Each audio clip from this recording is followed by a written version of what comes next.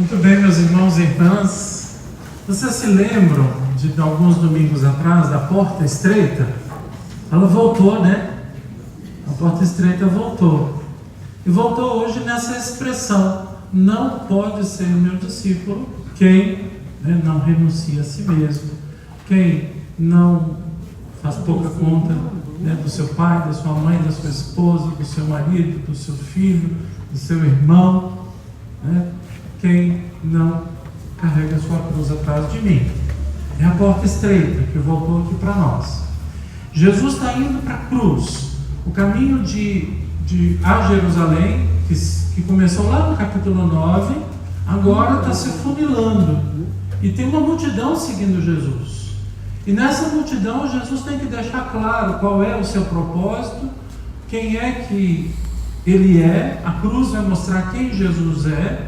E quem está acompanhando os seus passos precisa ter claro isso, de que o seguimento de Jesus comporta então um tipo de renúncia radical. Não tem outra palavra, sinto muito para quem não gosta dela. É radical. A palavra radical quer dizer de raiz, profundo. É uma opção sem conversa, uma opção que não dá para voltar atrás. O caminho de Jesus não tem meio termo. E o que está em questão aqui, então, é ser discípulo. Porque se fala por 3 vezes, não pode ser meu discípulo. Esse não pode ser meu discípulo significa, então, um reforço muito grande. Então, quem pode ser discípulo? Essa pergunta surge naturalmente na nossa cabeça, o que faz pensar mais numa afirmação de alguma coisa importante do que numa impossibilidade, do que numa negação. Jesus está dizendo: quem quer ser meu discípulo tem que renunciar a isso. Quem quer ser meu discípulo tem que carregar a sua cruz. Quem quer ser meu discípulo tem que abrir mão de algumas coisas muito importantes. Dentre elas, aí ele cita, pai, mãe, esposa, esposo, filho, irmão. Isso é para dizer o quão forte é essa opção. É uma opção forte. Optar por Jesus não pode ser uma experiência de verniz, que a gente vai lá e passa um verniz, mas qualquer arranhadozinho mostra por baixo uma outra coisa. Estão me entendendo? Tem que ser uma opção que vai no profundo, na raiz do nosso ser. Uma mudança de vida que comporta, então, decisões muito fortes, decisões muito importantes, que mexem com a nossa existência. Uma existência que passa a ser pautada pelo Evangelho. Por isso nós colocamos o Evangelho sobre o altar. Ele está no centro da nossa igreja. Então a gente põe ele aqui sobre o altar. Na hora da aclamação ao Evangelho, nós nos levantamos e vamos caminhando atrás dele, do Evangelho, que tem estampado a face de Cristo no Evangelho. O rito está dizendo: nós seguimos esse caminho forte, esse caminho sem conversa, essa opção de raiz radical. E Jesus nos dá o jeito de seguir isso, porque pensem comigo, para fazer uma opção desse tipo, a gente tem que conhecer bem, então, quem é que a gente está seguindo. A gente tem que se aproximar dele. E a forma de conhecer Jesus, eu diria, ela caminha por 4 vias importantes. A primeira delas nós estamos fazendo aqui. Ele nos convida todos os domingos a nos reunir com ele, para escutar o que ele nos diz e para partilhar conosco a sua vida na forma do pão e do vinho. A oração eucarística daqui a pouco vai dizer, como outrora aos discípulos de Emaús, ele nos revela as Escrituras e parte o pão para nós. É o que está acontecendo aqui agora. Ele mesmo. E a gente crê nisso a ponto de dizer: ele está no meio de nós. O Senhor esteja convosco. Ele está no meio de nós. Então, esse aqui é um encontro com ele. Ele está aqui. Viu? Ele está aqui. Bom, segunda coisa. Discípulo é aquele que ouve o mestre. E ouvindo o mestre significa, então, ler a Sagrada Escritura. nos aproximar desse texto, que é importante. São Jerônimo dizia: o desconhecimento da Escritura é o desconhecimento de Cristo.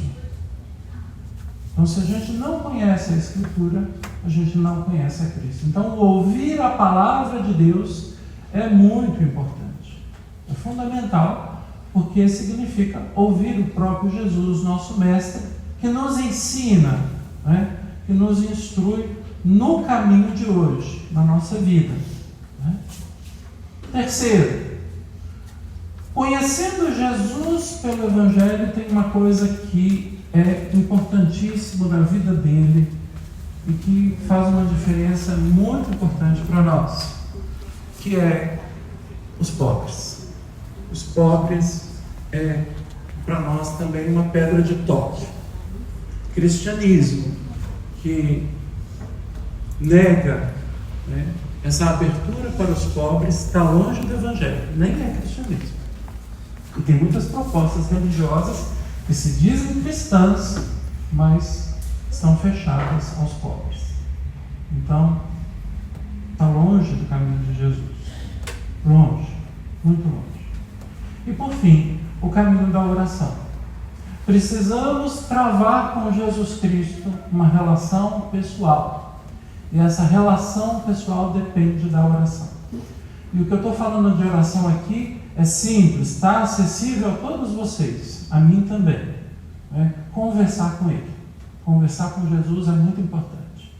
Deixar Ele participar da sua vida, do seu dia e fazer aquilo que a aclamação do Evangelho proclamou. Como é que é mesmo a aclamação do Evangelho? Mostrai-nos vossa face. Olha lá para nós ler.